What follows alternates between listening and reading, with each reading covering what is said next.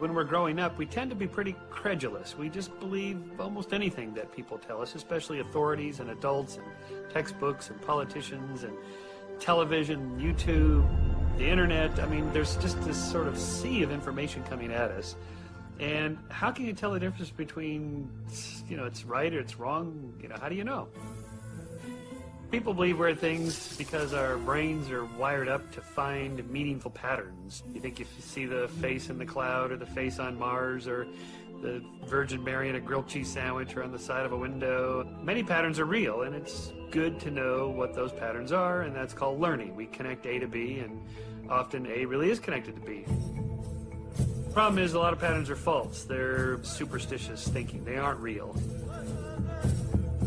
Well, I'm often asked when I give talks, why should we believe you skeptics? And my answer is, you shouldn't. You shouldn't believe anybody based on authority or whatever position they might have. You should check it out yourself. And we call this generally our baloney detection kit, sort of inspired by Carl Sagan's idea that there's a lot of baloney out there and we need a kit to detect it. And that kit is called science, and that's what science does best.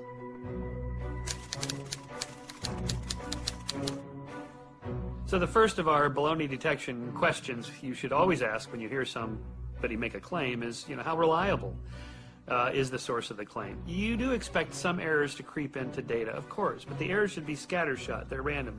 This way, this way, this way, this way. The errors are here and there, and they kind of cancel each other out. If the errors are all in one direction, slanting toward a particular belief, then that makes us suspicious that there's something else going on. Like the global warming skeptics, for example, will often pick and choose data that always slants toward that particular belief, or their errors always slant toward skepticism about global warming, and that tells us there's something else going on there.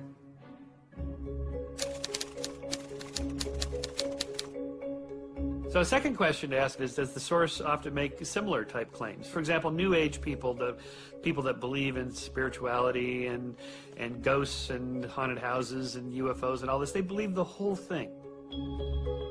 They tend to be more susceptible to magical thinking, or maybe they're heretics just for the sake of heresy. Rather than following the data to see if that is a heretical idea that's going to overturn the mainstream, maybe. Usually that doesn't happen, though. The point here is you want to have a mind open enough to accept radical new ideas, but not so open that your brains fall out.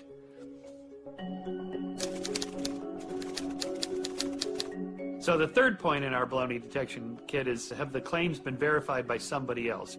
You make a bold claim, somebody else has to be able to go out and test it. So the classic case study on this is 1989 cold fusion claim. Pons and Fleischmann hold a press conference. They announce, look, we can produce fusion in a jar on a desktop. This will solve our energy crisis. This will be energy too cheap to meter. This will change the world. Everybody was all excited. It was in the headlines, front page news, the whole thing. Until people went out and tried to replicate their experiment, and nobody could do it. So that told us right away, okay, there's something else going on here. It's a byproduct or an artifact. It's a chemical reaction. It's something other than what they claimed it was. So when you make a claim, if you don't have the data that other people can then go to their labs and run the experiment just like you did, if they can't get the same results, there's something wrong there. And in science, we require that. So our fourth point in our baloney detection kit is to ask, does this really fit with the way the world works? When you get one of those emails about the Nigerian, inheritance of $20 million, if you'll just send your money to them and then they'll send you the big pile of money, really, come on, is that really the way the world works? I mean, a pile of money for nothing? Probably not. For example, in archaeology, we often hear about, the pyramids, the mystery of the pyramids. Who built the pyramids? The Egyptians built them. Oh, no, they couldn't have built them, because, wow, they're incredibly complex and so on. Well, it's just a pile of rocks, right? I mean, they had a lot of free time, a lot of cheap labor, never rains, centuries to build these big pile of rocks. Come on, it's not that complicated. But even if it were true that somebody else built the pyramid, say maybe 20,000 years ago, this is one theory. Maybe the lost continent of Atlantis and the Atlanteans came over there and built the pyramids. If that were true, when you do the archaeological dig, you should find the tools, the trash, the junk of the people who lived there, the houses where they lived, and that is what you find, dated at the time of the Egyptians. So if it was the aliens or the Atlanteans or whatever, you would find other artifacts to support that. So our fifth question you always want to ask, has anyone tried to falsify this or disprove the claim? In other words, it's one thing to pile up a bunch of evidence, go, look, I have this radical new idea, here's my arguments in support of it. Okay, interesting, but what are the counter-arguments? Have you thought about that? Have you thought, what else could be explaining this? Because if you don't do it, somebody else will, usually with great glee, in a published public forum. You really have to kind of think about what your critics would say, not because you care about your critics, but because they may find something you're not thinking of. So you got to think along those lines. Try to disprove your claim. So our sixth point in our baloney detection kit is to ask where the preponderance of evidence points to, this theory or some other theory. Anybody can make a claim and then pile up a few points in favor of it. The question is what about all the other evidence? Is it also leaning toward this, or is it leaning toward that other theory that you're trying to challenge? So at all times, like in the theory of evolution, for example, creationists will say, well, just, what about this one little thing here? Well, okay, maybe there's a few gaps, or we can't explain this or that. But what about the 10,000 other pieces of evidence that are explained by the theory of evolution? How would you explain those with your other theory? In a way, science is a little bit like solving a crime. The guy never confesses, right? So you have to piece together the evidence that's available. And is it this guy, or is it that guy, or did this happen or that happen? And the way criminologists work is they try to kind of look at the massive data and go, you know what? It's all kind of pointing that guy did it. And let's see if we can build our case. And that's a little bit how scientists work. There's always other ideas. The question is, what's the one that the preponderance of evidence points to?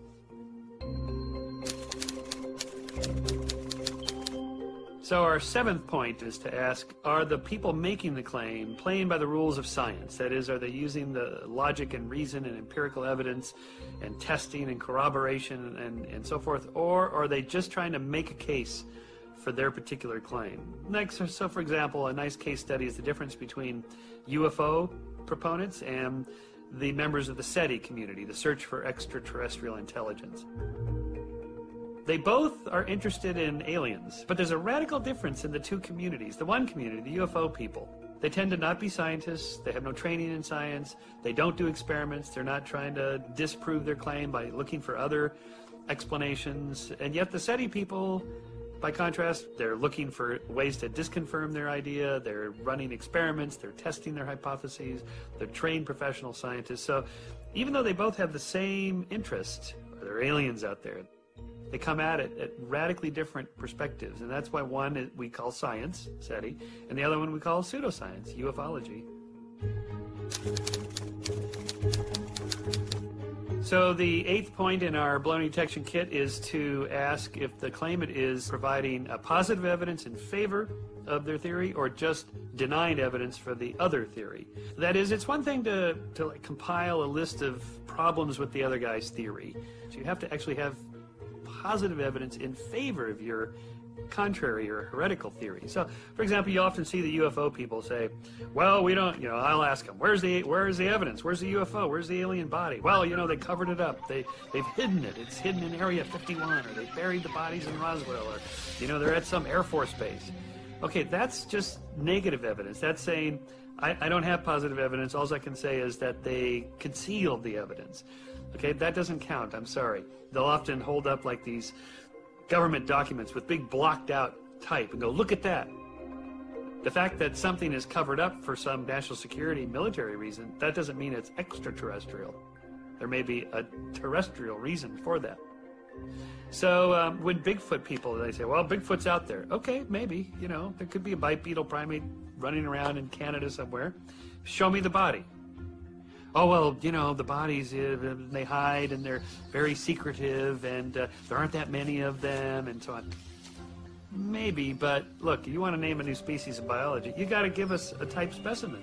An actual body that we can dissect and look at, you can look at, and I can look at, photograph, put it in a museum, take it to the lab, and so on. It's not enough to have negative evidence against the other theory. You got to have positive evidence in favor of your theory. So on our ninth question in the baloney detection kit is, does the new theory account for as many phenomena as the old theory? Anybody can find a few anomalies that the current prevailing theory doesn't seem to account for. In other words, in science, it's okay to say, I don't know, you have a few anomalies, a few mysteries, and so on. But what pseudoscientists tend to do is they tend to take those few handful of mysteries and say, well, that's my whole new theory.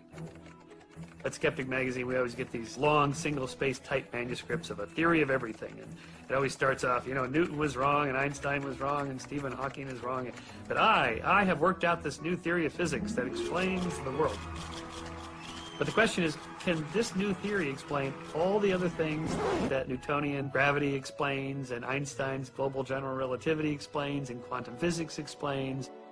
If they explain one little thing, that's really meaningless unless they can explain all the other stuff that's currently explained.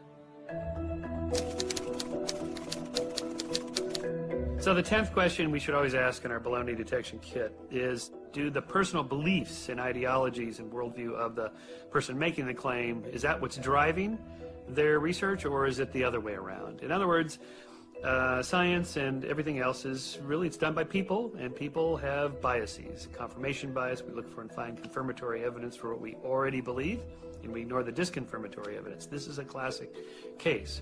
So, for example, we did a whole issue of Skeptic Magazine on global warming, and I had a left-wing scientist and a right-wing scientist and a scientist with no wings at all.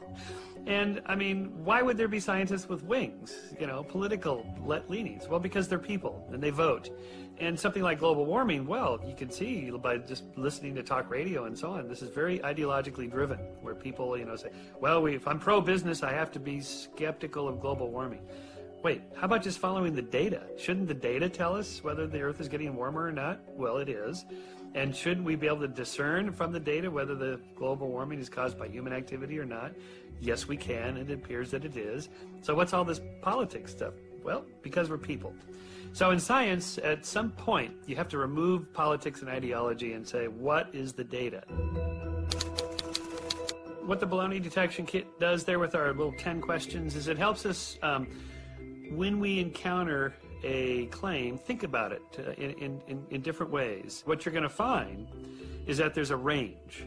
Some are just obviously bogus. The Earth is flat. No, it's not. It's round. The Earth is going around the sun, not vice versa. Yes, okay. There's things that we know for sure are true. Evolution happens to be one of those. Maybe global warming is sort of leaning toward that now, but it's taken a while. And there's other things like maybe some radical new theories about the cosmos, whether there's multiple universes out there. Well, that's sort of more in the uncertain range. And then there's things that are almost surely not true, like, psychic telepathy, where I can read your mind, that sort of thing. Those are surely not true. So you get this range of probably true to probably not true. Science is the best tool ever devised for understanding how the world works. And everybody knows that because they all go to doctors. And if somebody's flying at 30,000 feet in a plane, they're not skeptical of math and engineering. They know this is the best design possible, and so on. So most of us, when we're playing with our iPods or we're using our Google search engine and we're on the internet and we're watching our high-def televisions and so on, we love science. We know science works. And we know the basis of it is sound and all that stuff. It only comes to a few things, like when it comes to, what's the meaning of life, or where did we come from? What does it, what does it all mean? What's the future? There we start to think, well, maybe I should be skeptical of science. In fact, really, science is the best thing ever devised for understanding the world. We should love it.